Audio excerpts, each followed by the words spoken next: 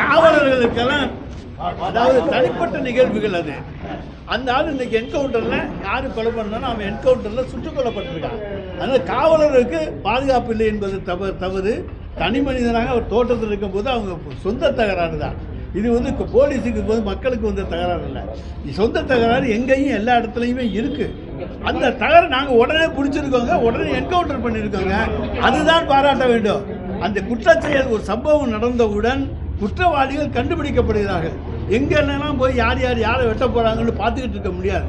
தகவல் கிடைச்சா காப்பாற்றிடுவோம். தகவல் கிடைக்காத சூழ்நிலையில் குற்றவாளிகளை கண்டுபிடித்து தண்டனை வாங்கி கொடுப்போம். திமுக எல்லாரும் சேர்ந்து கூட்டணியாக வந்தால் தான் எதிர்கட்சி நல்லா இருக்கும், எங்களுக்கு போட்டி நல்லா இருக்கும். தப்பிச்சு ஓடுறவனை என்ன பண்ணுறது? சுட்டுட்டு போகிறான், தப்பிச்சுட்டு போகிறான். தப்பிச்சுட்டு போகிறவனை சுடுற போது எங்கேயாச்சும் சுட்டு தான் பிடிக்க வேண்டியது இருக்கு.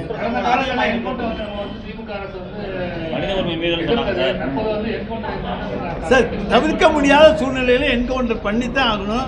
இல்லாட்டி தப்பிக்க விட்டுட்டாங்க, ஓட விட்டுட்டாங்கன்னு நீங்களே எங்கள் மேலே பழி போடுவீங்க.